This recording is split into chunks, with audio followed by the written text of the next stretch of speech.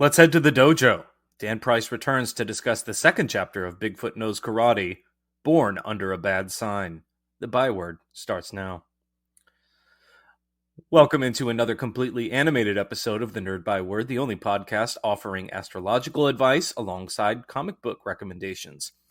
This week's Byword Big Talk features yet another returning guest, Dan Price, who loyal listeners will remember from the Three-Headed Monster episode of Halloween Man Meets the Latex Avenger. He's here today to chat about the latest installment of BigFoot Knows Karate, which is titled Born Under a Bad Sign. But first, it's time to spill the tea in... Dave, what's brewing? Well, nothing good, it turns out. There's a bit of a controversy that has erupted over the upcoming Bayonetta 3 Platinum Games action title that will be coming out exclusively for Switch. Now, gamers might remember the original Bayonetta came out many, many moons ago, was available on Xbox 360 and PlayStation 3.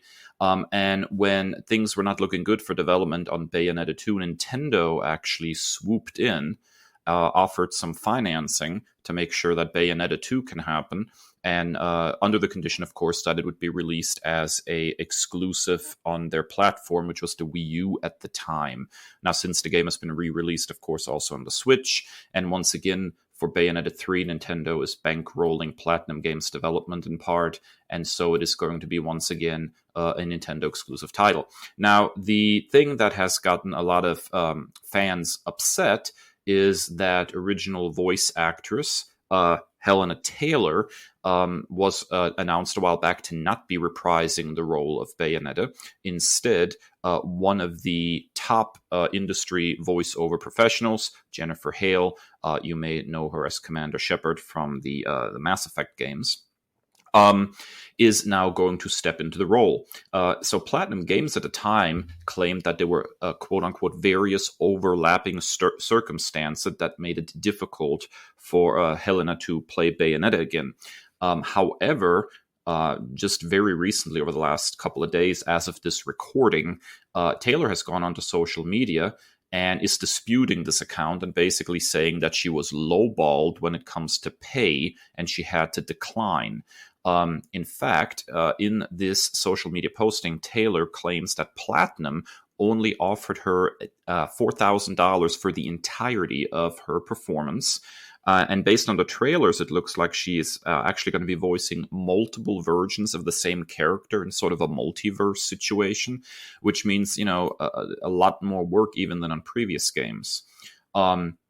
And that, of course, has ignited fans big time. There's a big divide now in people who say, well, it really doesn't matter. We're still going to play this game. And others are very, very upset because they're big fans of her work. Taylor, in the same social media posting, called the entire situation immoral and called for a boycott of the game. She said, and I quote, "I understand that boycotting this game is a personal choice, and there are those who won't. And that's fine, but if you're someone who cares about people, who cares about the world around you, who cares about who gets hurt with these financial decisions, then I urge you to boycott this game." So I have played both Bayonetta 1 and Bayonetta 2. I will freely admit that I've not beaten either one of those games. I always seem to get sidetracked. I find Platinum Games action titles generally to be really enjoyable in sort of a bullet hell kind of situations, very, very high octane action, which is not always the perfect game for me. I like something a little more leisurely, but it's very clear that the games have been crafted lovingly and are very well put together and very enjoyable to play. Now here we are. With this situation for Bayonetta 3, which is easily one of the most hotly anticipated titles, in addition to the upcoming Metroid Prime 4, and of course the sequel to Zelda Breath of the Wild, Tears of the Kingdom. So now this anticipation has obviously been soured tremendously. Kris, what's your take on the situation? Yeah, this is completely wild to me because I am as much of an outsider as I can be. I'm not familiar with this franchise at all. But I am familiar with, voice acting, being heavily underappreciated. So, I don't know that I feel incredibly qualified to comment on this situation, but it is very, very upsetting to hear. nonetheless. I think it ties in nicely with what we were talking about just last week with the Mario trailer, and how there was sort of a weird feeling about Chris Pratt's involvement in that role when we have, a very notable voice actor who's been voicing the character for a significant number of years. We're talking, I think, going all the way back to the N64 days. So there does seem to be sort of a disconnect in the industry of an appreciation, I guess, for voice acting as a craft, as an art form. And we see this increasingly in animated features where people are going with celebrity voices rather than with trained voice actors. It's very upsetting to see, though, when you have a voice actor like Helena Taylor here, who has established a character over the course of 2 different games, and is beloved by fans, and then gets this incredibly low ball offer. And it makes me wonder, too, I with how prolific Jennifer Hale is, I can't believe she would have taken Jennifer this. Hale. Yeah, I love her. Yeah, I can't believe that she would have taken this job for a mere $4,000. So if pay was truly, the stumbling block here, then if they're offering Jennifer Hale more money to do this role, then why would they not offer the same money for a returning voice actor? I find this whole situation bizarre, to say the least. Yeah, so like it's wild to me. I saw. It's funny you say that. I saw right after we got done recording. I saw a TikTok that was like a compilation of Charles Martinet, like behind the scenes, like doing Mario's voice, and it just made me upset all over again. And I just think that like it's such an underappreciated thing, and with a movie like Mario in particular, you're gonna go see it. I don't think adding Chris Pratt or even Jack Black, whom I love and I think is great in that role, I don't think that is. I I don't know. Maybe I'm underestimating that effect, but I don't see that as being a major driving factor.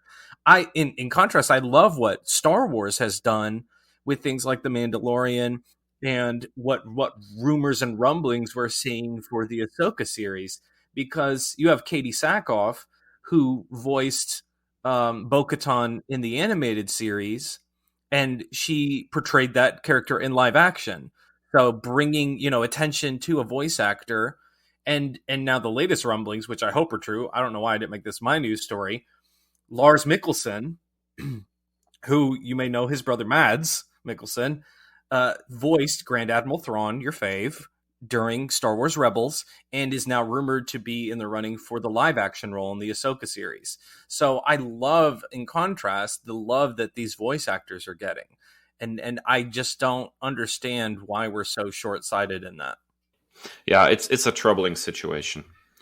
Now, Kris, going from one troubling situation to another, you have a story that is deeply upsetting as well. Mm-hmm. So at first glance, it appeared that Cartoon Network was going to be the latest casualty in the Warner Brothers Discovery merger. 2 big-time executives with the network will be leaving the company at the close of this year, according to The Hollywood Reporter. Marketing chief Tricia Melton, who has been with the company since 2020 and was the major force behind the massive rebrand for Cartoon Network. She also successfully rebranded Turner Classic Movies before transitioning to Cartoon Network. The other casualty of CEO David Zaslav's war on predominantly animated content is longtime Cartoon Network veteran Jill King, the senior VP of Marketing and Partnerships. She was one of the creative forces in those 2 decades behind such smash hits as the Powerpuff Girls and Steven Universe. Michael Uwelin will continue to run Cartoon Network, Adult Swim, and Boomerang, while Paula Chagnon runs Turner Classic Movies, both reporting to head of U.S. Networks Kathleen Finch. This is just another cost-cutting method instituted by Zaslav and Company as they strive to cut corners, cut costs, in the amount of $3 billion in post-merger savings. Many fans took this as a death knell for the beloved home for toons, with social media being set ablaze with in memoriam memes and tributes. However, the official account tweeted out the following statement: "Y'all, we're not dead. We're just turning 30. To our fans, we're not going anywhere. We have been and will always be your home for beloved innovative cartoons. More to come soon. Yeah, right, Dave. Yeah, I mean, it's hard not to be very negative about this entire situation at this point, considering all the questionable choices that have been made under the new leadership in the never-ending effort to save a quick buck. I know I read online that there was some downsizing going on at Cartoon Network Studios as well, which is in charge of creating original animated content, and that it's being merged, I believe, with Warner Brothers General Animation Department, and that obviously is going to put make it more difficult, I think, for Cartoon Network to have interesting original programming. So I'm a big Cartoon Network fan, obviously. I mean, I'm just some old dude who misses Saturday morning cartoons. So being able at any time of day to just like flick to a channel that has cartoons running 24/7, and generally between the classic stuff that has found its way onto Boomerang now and the more original content that Cartoon Network has done over the years, I have to say it's been a good time to be a fan of cartoons as far as Cartoon Network is concerned. I'm not exactly sure what the motivation here is, besides, once again, downsizing for downsizing's sake, because you want to save a quick buck, just like the cancellation of the Batgirl movie. Yeah, and it seems like such a short-sighted and tone-deaf approach to take too, with such popular smash hits, so much so that they're like getting feature films. I know Steven Universe is really, really popular with my kids in particular, and they watch it over and over and over again. And so to see something like that as a casualty is just, it not only is it frustrating, is it upsetting, but it's also just like, it doesn't seem like a smart business move. No, it really doesn't, and I think there's a certain amount of alienation going on here too. They say that every bit of publicity that you get is good publicity, and I would strongly disagree with that. I don't think that Warner has had a single bit of good publicity for any of these behind the scenes decisions that have been made in recent months. I don't think they've had a good bit of news since we started this show. I mean, the only good bit of news that seems to be going on is that there's at least a halfway decent reception to Black Adam going on right now from the first batch of people who've seen it, and that there is a big spoiler going around about a returning character from a previous movie that's getting some people excited. But other than that, I don't think they've had any positive word of mouth. And it is true that you can, in fact, have bad publicity. If there's not a single positive thing coming out of Warner's camp, a lot of people are just, writing them off at this point. They are. Zaslav is turning Warner almost into a running joke at this point. I sure hope that they figure out how to course correct, because at this point, the memes kind of just make themselves. It's funny to me because in the last few years, I've come to formulate this theory that Warner Brothers has now become like the Bill Maher of entertainment, where both sides hate them.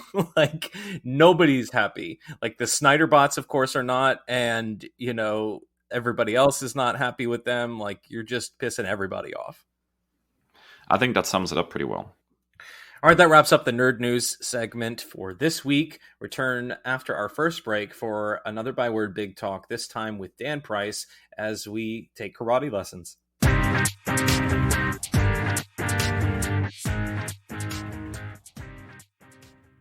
Welcome back to this week's Byword.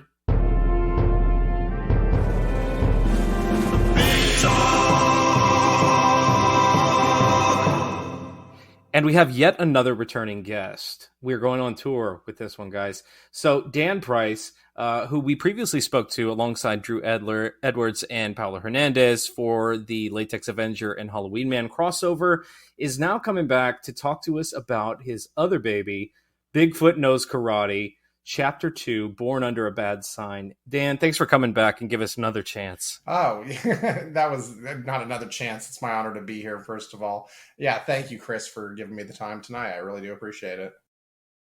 So listen, I'm a big Zodiac guy, and I see Born Under a Bad Sign.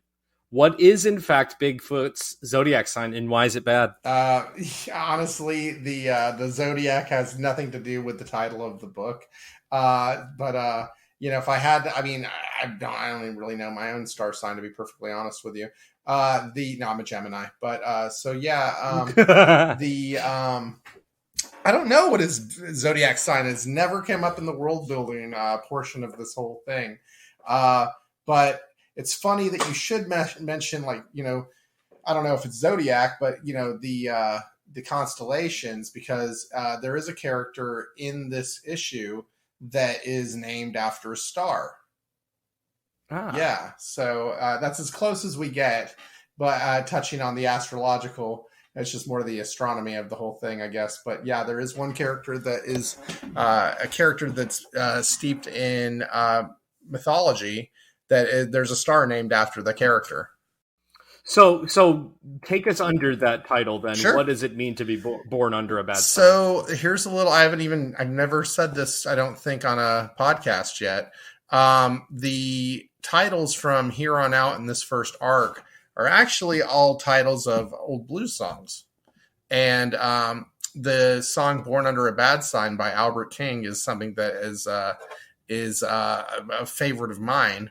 And, as I was thinking about like kind of the themes of each issue, the themes of each issue, I was able to kind of connect song titles or song lyrics into, where, what was going on in the book. And I just thought that was just a neat thing.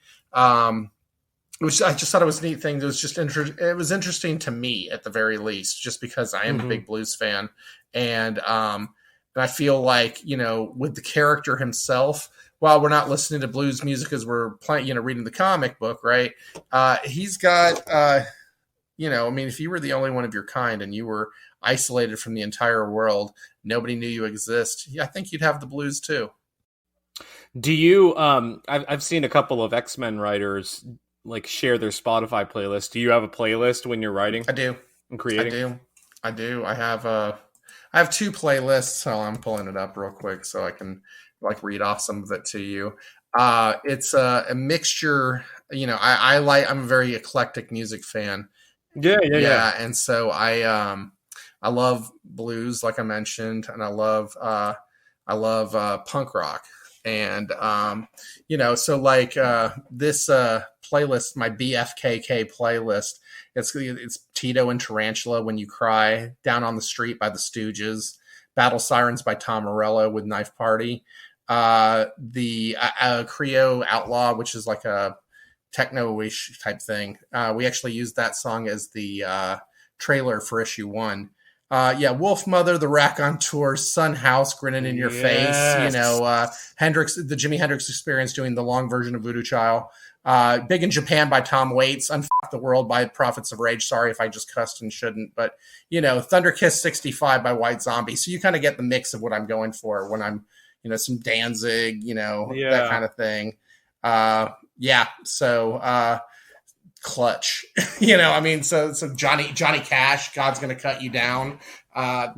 So anyway, you can kind of see where I'm coming from a musical standpoint. I love hip hop, and I love punk, and I love blues and funk and jazz and classic rock and, that kind of thing. Some country, like Johnny Cash, is cool. Loretta Lynn died recently. That was kind of sad because she was such a great songwriter.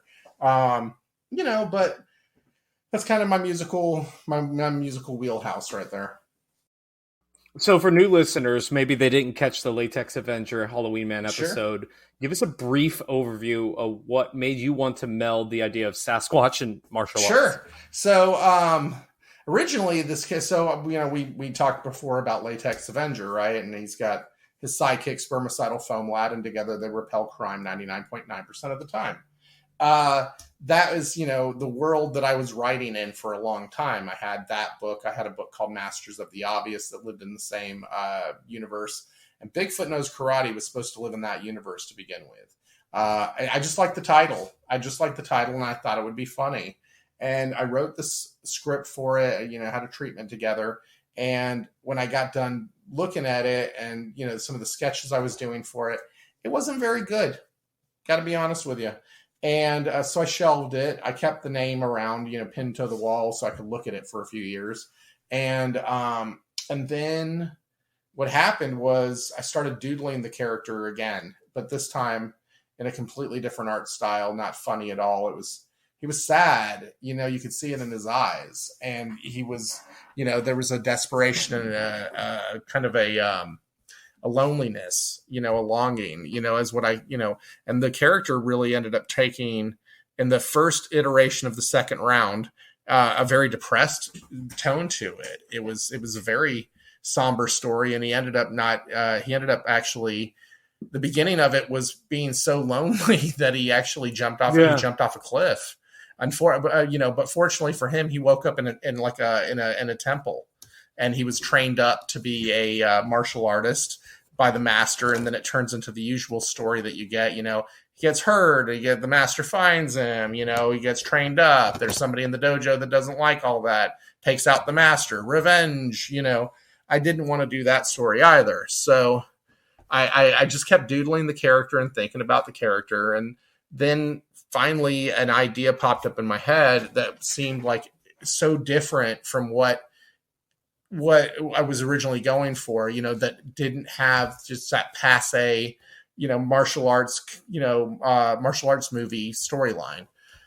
So when that happened, that changed everything. Casey Allen is my co-writer on the book, and he and I would talk about it at length back before he even came on the project. And then he became my editor, and then he was doing so much that I was like, let's just co-write this thing together. And we put together the story that is the crux of the first issue was him fighting a character named Kung Fu Thulu, which is our martial arts Cthulhu character. And that's how we advertised the first issue. Godzilla versus Kong meets Kill Bill with a twist. And we weren't kidding about the twist. We had a completely meta narrative that was going on through the book, and that it started off as this very small story about this Bigfoot in the wilderness, and turned into this gigantic conspiracy by the end of it. And without going into too much detail, I'll just put it to that. And so we pick up right where we left off. Now we've got Godzilla versus Kong meets Kill Bill with a twist of Lost, because we've taken this character that nobody knew existed, and what's worse, not nobody knowing you exist, or being completely surrounded by enemies. And that's where we've left Bigfoot here, walking into issue 2. Things are not looking good for the big boy. And he's truly born under a bad sign at this point. Well, that actually ties into my next question of being the premise for this chapter and where our titular character finds himself. So I'm going to transition on to the next one, because you nailed it right there. Speaking of pulling double duty, that's exactly what you do with this book. You're doing both the art and co-writing. So what is that process like? How do you keep your head straight with all that multitasking? Look, it's when this whole thing started, I wrote extensive notes on what I was thinking. But I come from the world of one shot, fart joke comics. Let's just be honest. And so that's why I started talking to Casey, because I didn't want this just to be a one shot farce. I wanted this to be a 5-issue epic storyline, cinematic in its scope. And, that no pop culture references of any kind. That's not what we're, yes, the titles of the thing, and that's my own little inside joke. But when you read this book, it's not like I named the book, Fireworks by whatever her name was, you know what I mean? Or, something that's like Mambo number 5. This is, I went with something that was so classic that if you didn't know it, it wouldn't affect you. It's almost like public domain at this point. Almost in a way, yeah. And oh God, I kind of lost my train of thought. In the writing process there, I dropped this kind of Bible of information on Casey, and this is what I'm dealing with, and he helped kind of sort out pace, kind of just put it all together, help me figure that out. And so now we have this strong arc that is very, the outlines are all written, and now we're just writing the stories and all of that. And so with this issue, in the first one, there was a lot of it that was already kind of set up because I'd been working ahead of time. And this issue, Casey took the reins more on once we had the plot, figured out and how it was all going to break down. Casey took, the first swing at the script. and, and did a hell of a job. And so then my job is to go in after that and kind of fix, plot holes and, just find, add some here, cut some there, and then take a swing at the dialogue, because he'll write the dialogue and then I'll go in and, tweak here and there. And maybe I had a tone in mind for for something. And so we'll work, but we're really good. We're not too proud of our own work to where one of us is going to get mad if something gets cut. We want what's best for the comic. And generally I'd say 95% of the time we agree. There's a couple of times where we both had to put our foot down on something, and we're always able to, work through that amicably because we care about the project and we care about each other. Casey lives in Alabama outside Birmingham. I live in Austin, Texas. We've never met face to face. We've known each other 4 years. I talk to him 4 days a week, probably on the phone. He's one of my better friends. Really, he's so once we get the script ironed out, and probably even before that, because we'll have, big chunks of the script done, I start drawing. And because, I get some flexibility in the artwork. I'll talk to Casey. I'm like, hey, listen, I'm going to take, I'm going to break these 2 panels into 3, or I'm going to take these 3 panels and push them to 2, just because I can make it work. And, he's always amicable on that type of thing. So I do the artwork, I do the colors, I do the letters, all of that. But it's my pleasure to do so because 1, I'm a bit of a control freak. And 2, I kind of look at the whole page as one piece of art anyway. So I'd like to complete the art piece, from beginning to end. Dude, I really think you have some telepathy skills, because that really was like my next question. It's rare that you see like co-writers on a crowdfunded project. It's usually, very clear cut. You got a writer, you got an artist, maybe you have a different inker or a colorist. So I just think that's really fascinating. And so my next question was, what is that process like working with Casey? But I think you nailed it already. So I think it's just really fascinating, and it really makes a project like this stand out because you don't see like co-writers a lot. Yeah, no, it's a different animal for sure, but it is a pleasurable experience. So, as is the norm with Kickstarters, you have different tiers and incentives. So, if you've got backers, looking for incentives, what can you tease for? Well, let me just pull up my Kickstarter real quick so I can get this completely right. Well, right now, this won't be live, but if you were listening to it live in 15 minutes, the actual early birds end. But we have some really good other tiers. One of the things that we did for the first time is a foil cover, and I've never tried that before on a book. And the early bird tiers of it, they're all gone already. But there's still some left of the limit 25 that we have for the full thing. We do 2 different types of books though. We do regular editions and deluxe editions. So in the in the first book that we did for issue 1, we did a 30-page book, and then the 44-page book. This time it's 37 and 48, I think, is how we're doing it this time around. And in the deluxe editions, you get the same exact story, but then you get bonus pieces. Okay. And there'll be, last campaign, we received over 60 pieces of fan art before we even launched. We've received over 100 pieces of fan art at this point for BigFoot Knows Karate. So I got some really amazing artists doing some pieces to go in the back of the book, and then one of our cover artists, Adam Caswell, is joining us on a side story for BigFoot Knows Karate. And so hopefully we're going to have some interior pages of that to show in the book when we go to press. But the exciting thing for sure is the director's commentary. The director's commentary was something I came up with in the first campaign.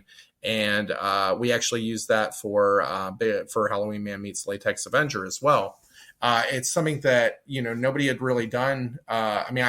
I've heard some little ideas that people have tried to do director's commentaries, but I think we're the first ones to execute it like this.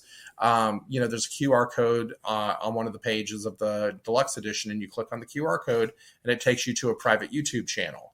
And there we recorded a Zoom, and we talk about the book at length, and it'll be, the creative team, a couple other creators, maybe another podcast or something like that. And we'll talk about the book and do a really deep dive. And that was a big hit in the first campaign. So I'm excited to do that again.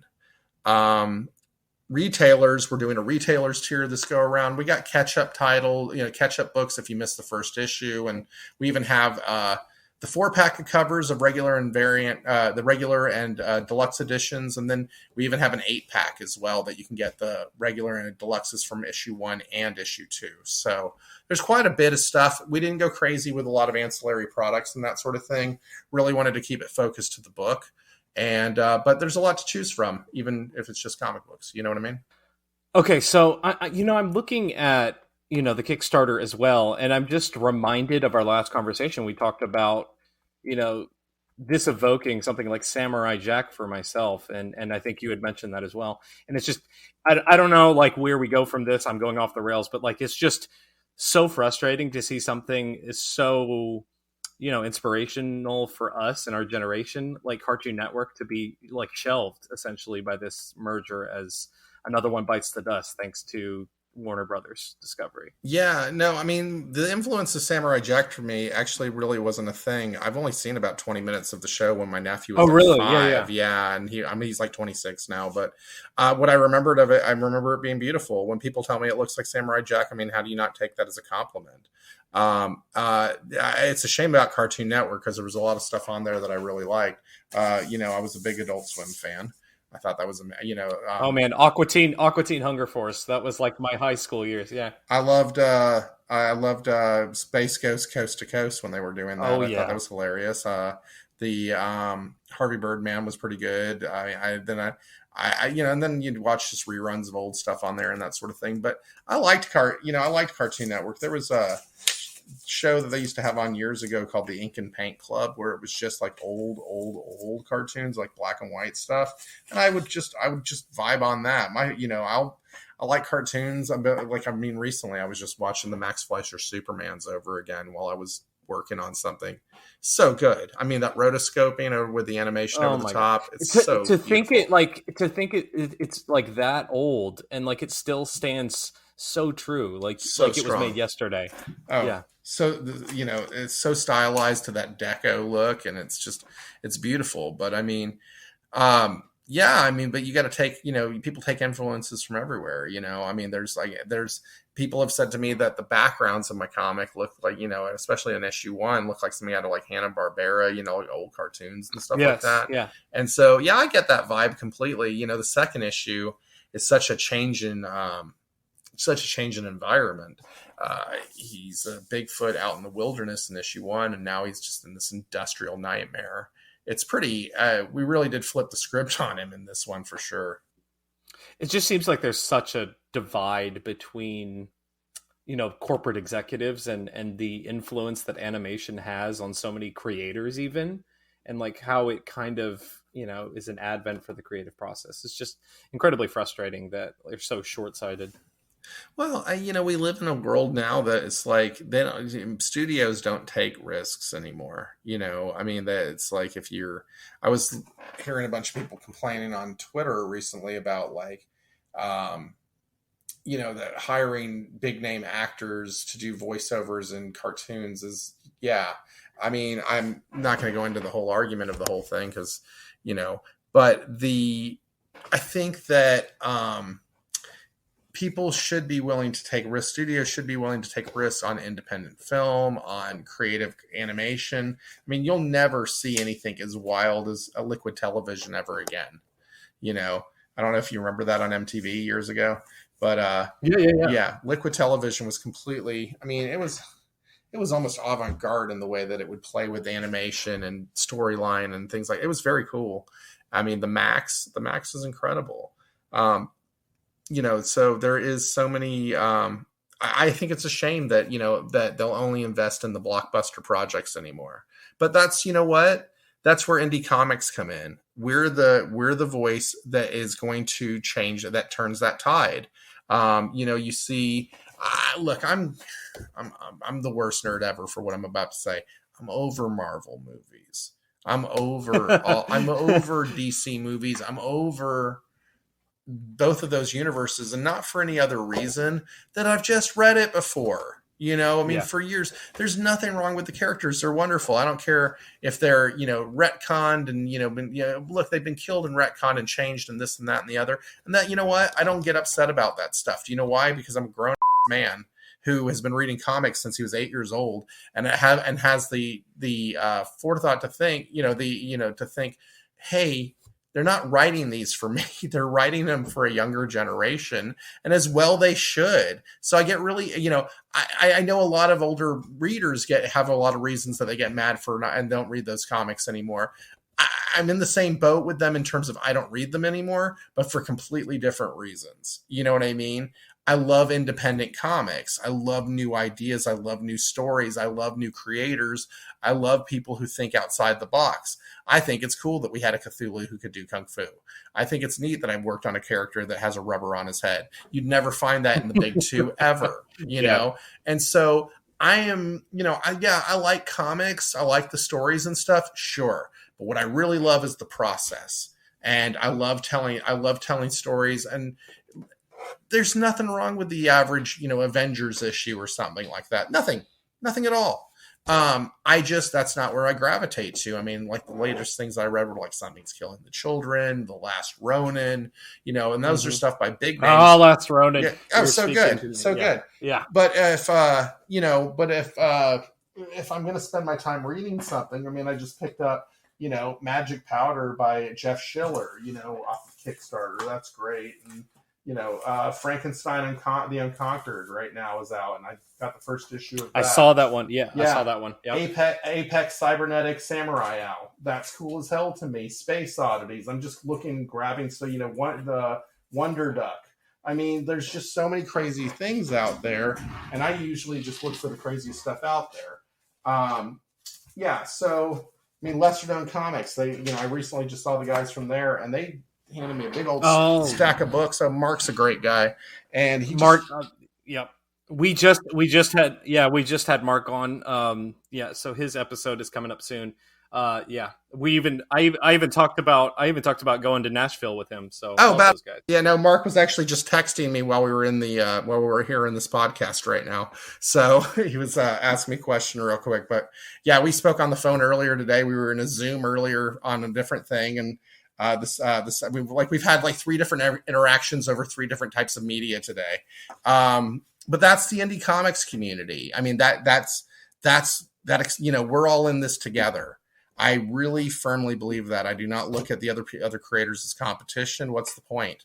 What are you going to do? Get yourself aggravated? No.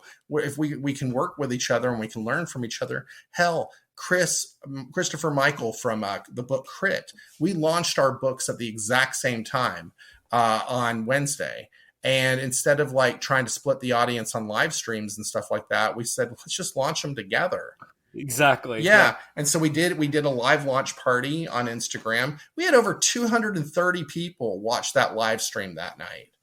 I mean, that was pretty cool. You don't get that very often. So if you can find a good way to work with your, and check out Crit on Kickstarter right now. But if you can find ways to creatively collaborate that is mutually beneficial for each other, why the hell not? And even if you can't, there's nothing wrong with helping your fellow creator answer a question or figure out a problem. Yeah, I totally agree. And I think I'm going to be doing a live stream with the folks from Crit as well coming up soon. So I think for me as such like an X-Men fan and like the tried and true storytelling aspect of like found family, I think that's what, since we, Dave and I created this podcast 2.5 years ago, I think that's been the coolest thing is being kind of looped into that found family of indie comics and just like the camaraderie and the community that's been built under indie creators. I mean, one of my favorite guests that we've ever had, one of the truly best people that I've met through this experience is my guy, Jared Lujan. And the way that he got shafted with Crash and Troy and how the entire indie community like rallied around him and we got Crash and Troy freed from the Action Labs debacle and like stick up that that was going on there. So like I mean and there's a guy who like being of Mexican descent and like we're so centered around, Greco-Roman mythology, Norse mythology. We never hear anything about Mesoamerican mythology.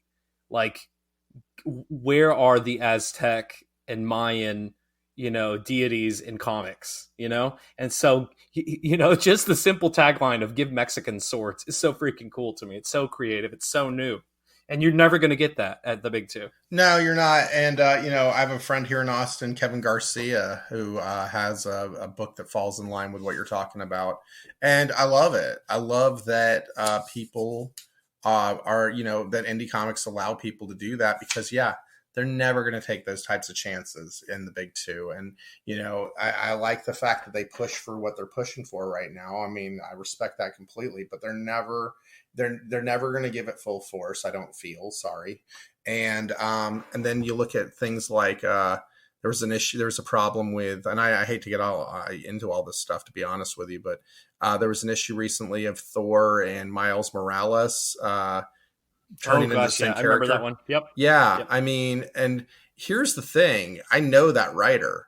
Okay. I mean, I wouldn't say we're good friends, but I know him through another writer, and he's a wonderful person. I mean, he really is. I feel real bad because I think that, not a good story. I mean, it was some bad choices, but everything that he's done in indie has been really fantastic work. And so, I mean, that's a tough situation to be in. I empathize with him completely because, everybody can write themselves into a mistake sometime and not even see it. You have to be, when you write, I think that I've cussed a couple times. I'm hoping that was okay. No, that's chill. Okay, cool. So I've documented it for Dave to go in to edit it if he wants to. So okay, cool. Well, there's this thing that you have. Sometimes you have to separate the art from the asshole. Okay, and the fact of the matter is that sometimes the art is not actually written by an asshole. It's just written by somebody who just didn't think things out properly. I think about like Preston Tucker. You know who that is? He invented the Tucker automobile back in the 1940s, 50s, and he failed completely. And the U.S. government tried to bring him up on charges for fraud. And his argument was, he was like, no, I actually intended to do exactly what I said I needed to do. I just screwed up. I can show you what I've done. And he ended up getting off on all charges because the jury was smart enough to realize this is a person who got put in a bad situation with a bad string of luck. So the guy wasn't at fault for anything other than just failing, So, I think that I love indie comics because you can do what you want to do. I mean, like I can go back to the thing with the guy with the rubber on his head, Latex Avenger. I mean, if you're going to write something outlandish, man, own it. Own it, But I don't think Marvel's the canvas to paint that on, frankly. Okay, so the press release for Bigfoot, it teases it as a 5-part series. What made that just the right number for you guys? I mean, when I broke it down, when we were doing the initial plot, it just felt like, it just broke into 5 acts. Your first act being just laying the groundwork of the character. The second act very much laying the groundwork of the world. And then, then we begin a journey after that. So it's not like we're just playing with regular superheroes, and not to diminish superheroes at all. I love superhero comic books, but there's an unfamiliarity here, for lack of a better term, because of the type of story we're writing. It's an action adventure, it's a psychological thriller, and it's not what it's the book. The title of the book tells you exactly what's going on, but then you start reading it, and there's a whole lot more happening. There's a lot of layers on this onion to peel back. And so the 5 parts are going to get us a really strong arc. And then my man Casey pulled a fast one on me here recently, Kris. He said to me, he goes, "Hey, can we write an epilogue in the issue 5?" And I said, "What's that?" And he goes, "Oh, because of issue 6. And I was like, he told me what the epilogue was. And I said, "Okay, but I'm not drawing it. I'm taking a break." And he said, deal. So we'll, we've got a couple of side stories that we're doing between issues in the first arc that'll just kind of elaborate on what we're trying to do. But then we also have we have the next arc kind of mapped out on where we're going to go with it, and and play with, you mentioned mythology earlier. Mythology is a large part of what we're doing in Bigfoot, whether it's from this part of the world or that part of the world. There's a lot of different mythologies that get to be played with in this story, and the story of cryptid and kaiju that we're messing with. So yeah, and then we even have when that arc is done, or while that arc is being done, I will be slowly and steadily working on one-shot book that I'm desperate to do for Bigfoot Knows Karate. So, and I just want to be able to take my sweet ass time working on that book because I want to give that my all. Right now on on this arc, you look, you're an artist, you're under the gun, pal. You hurry it up. That one, when we'll have other issues being done at the same time, I'll be able to slow down and just really put together that art piece that I really want to do, because I really do enjoy the art side of this whole thing. I love writing it, but I love being able to do some really cool stuff with the artwork. Do you have anything in addition to Bigfoot on the horizon? No. I have so many ideas I want to do. The next thing that I'll work on after Bigfoot, and depending on how many of these we do, really, there's a play that I want to adapt into a graphic novel, and the writer happens to be my best friend, so he's given me permission to do that, which is nice. And it's a noir hitman story it's just a really, really strong story that I think that people will really get into for sure. Well, Dan, thank you so much for your time. We have overcome recording issues, scheduling issues. So we will not be held back by Zencastr or time zone conflicts. But where can our listeners go to support you and your work? The best place to find me is at BigFootKnowsKarate.com. If you go over to BigFootKnowsKarate.com, I can't believe I was able to get that URL. Nobody took that. I was just going to say, you jumped at that domain. Yeah. Oh, yeah. When I was able to grab it, nobody took this. Well, of course nobody took it. But, I grabbed it. As soon as I saw it available, I bought that thing up for as many years as humanly possible. But you can go over to the URL, over to the website, and you can find the link to the Kickstarter. You can find my social media handles, which is DanoMite139 on Instagram and Twitter.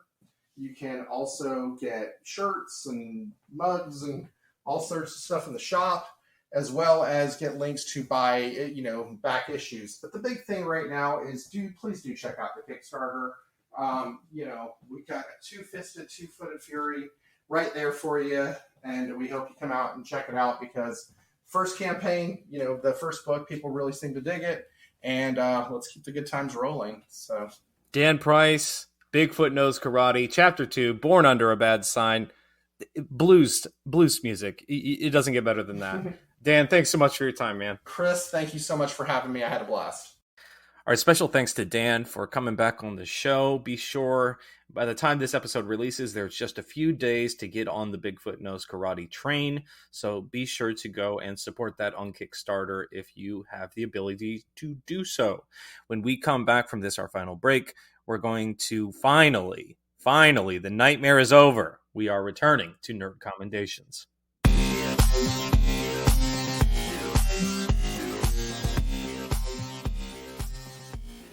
And we now arrive at our final segment.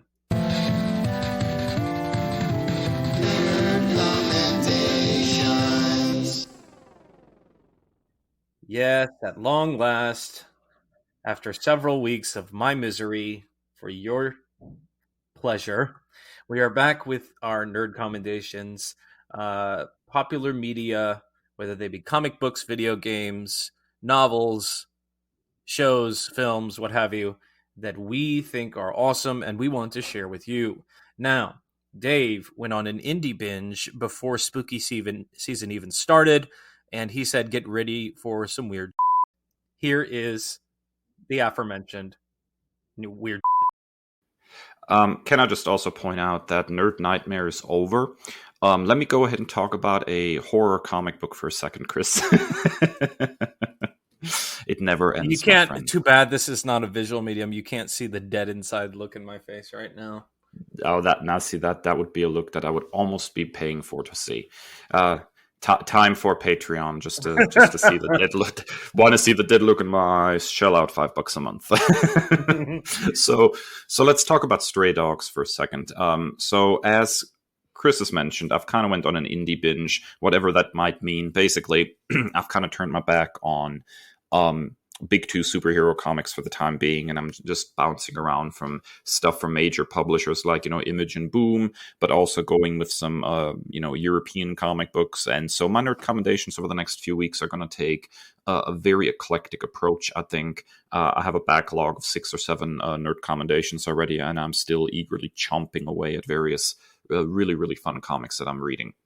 And the first of those is Stray Dogs by Tony Fleecs and Kris Forstner. So here is the official tagline from Image Comics for Stray Dogs, a 5-issue limited series. It's scary being the new dog. Sophie can't remember what happened. She doesn't know how she ended up in this house. She doesn't recognize any of these other dogs. She knows something terrible has happened, but she just can't recall. Wait, where's her lady? A 5-issue Don Bluth-style suspense thriller by My Little Pony comics artists Tony Fleecs and Trish Forstner, Stray Dogs is Lady and the Tramp meets Silence of the Lambs. And this is what I think makes it such a interesting series. The art is absolutely gorgeous, and I think calling it Don Bluth style is absolutely fair. It really sort of invokes sort of a golden age of animation look. It's this really hand-drawn, gorgeous animated stuff, very clean lines, very colorful. The colors really pop in this, absolutely great colors. And at the same time, you take visuals that we are, I guess, from childhood conditioned to seeing as bright and bubbly and positive, and then you give it this incredibly creepy undertone. The book basically deals with a serial killer who kills people and then takes their dogs and keeps their dogs in his house. And the dogs are they all forget what has happened, and they're trying to struggle to remember and ultimately figure out: are we in danger? Do we need to get out of here? What happened to our original owners? And it is a shockingly emotional journey as well.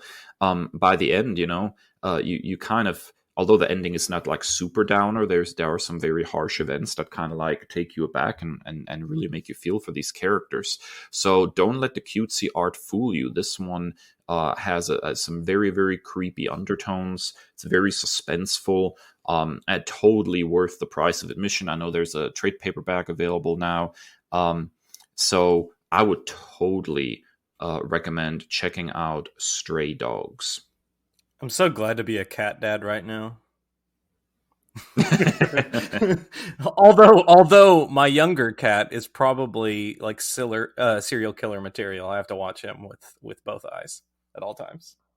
Well, I think most cats have that potential. All right, Kris, so what are you nerd commending this week? Well, I've been teasing this for a long time, but I finally got a chance to sit down and read it. I re-upped my Comixology Unlimited subscription, which thankfully has a lot of availability for things like Boom Studios and Image Comics and indie stuff that I don't get to read with DC Universe Infinite or Marvel Unlimited. I'm just such a digital reader. So these subscription services are I definitely get the bang for my buck here. And so this one I read the first issue when it released and just got sidetracked and never went back and finished it. I'm talking about The Many Deaths of Leila Starr, written by Ram V with incredible art by Felipe Andrade. And basically the story is set that the personification of death has been laid off from her corporate job because someone has this child has been born who will grow up to invent immortality. And so she's in, the Warner Brothers discovery of the afterlife has laid Oh her my God. off, and now they are giving her a chance at immortal life, but she like is on this venge-filled tour de force trying to take out this kid who is basically put her out of a job. And so it's just like a really, really beautiful kind of meditation on, life and death and remembrance. And she visits him almost in like this Dickensian model of different stages in his life. She encounters him as an infant, where she almost, performs infanticide, but, thinks better of it.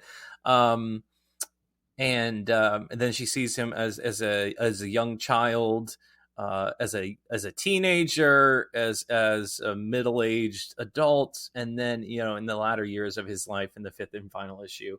And it's just this really beautiful musing on life and death.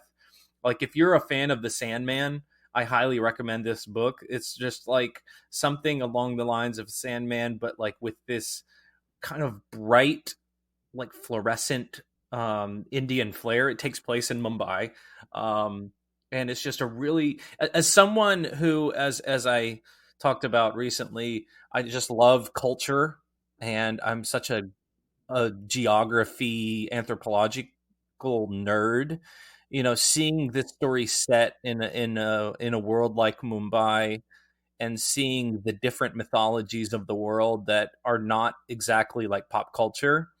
I mean, you do see like a lot of South Asian deities, of Hindu, like pop up every now and then, but they're not as ever present as like the Greco-Roman gods or the Norse gods, something like that. So this was really, really fun read. It's only 5 issues. You'll fly through it, and it's just, there's a lot of tear-jerking moments that make you think about people that you've lost in your life, and what all of this means, like the meaning of life, and like some musings on this. And it's just a really, really beautiful book.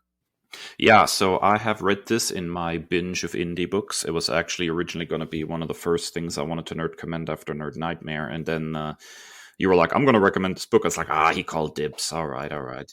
So that's all good. I'm a big fan of this one too. It has sort of a vibe, I think, very unlike anything else I've read. It's probably apt to say that there is a parallel with like Death and Sandman, but as you mentioned, the art takes a very different approach, and then the cultural backdrop is completely different. And I think that cultural backdrop completely transforms the kind of story this is and where it ultimately goes. So I'm a huge fan of this one, and it's made me want to seek out a lot more of Ram V's work, for one, just because the writing kind of just slapped me upside the head. I didn't quite... It's very unusual for me to read a comic these days and have absolutely no idea where it's going. I usually kind of get a sense for where the story is headed. And with this one, I was just not sure what they were going for, and as it came together, it was a beautiful story. I was very impressed with it. It reminded me specifically of my favorite Sandman issue and episode. I don't know if you saw the episode yet, Dave, of The Sound of Her Wings, where Death visits all these people at their as they're dying, and to come collect them, I guess. Is And just masterfully portrayed by Kirby Howell-Baptiste in the series. It's just such a beautiful, beautiful story. Yeah, absolutely, man. All right, that wraps up another episode of the Nerd Byword podcast. We thank you so much for riding along with us on this adventure. If you like what you hear, please be sure to like, subscribe, rate, and review on your favorite podcasting platform, whether that is Apple Podcasts, Spotify, TuneIn Radio, Amazon Music, or our fancy website, nerdbyword.com. And of course, slap on the social media where all the fun people hang out, and there's never anything controversial happening. And there you can find us at Nerd by Word, and individually at that Nerd Dave and at that Nerd Kris. We want to hear what you think of the show, suggestions for what you would like to see us talk about. Also, you can click on our handy link tree, which gives you all sorts of links where you can find our podcast, our merch, our Discord. And don't forget to check out BigFoot Knows Karate issue number 2 on Kickstarter. And be sure to stay tuned to our Instagram page. By the time this is recording, we may have already done some, but we plan to do more in the future. Nerd at Night coming to an Instagram Live or a streaming service near you. And as always, stay well and stay nerdy.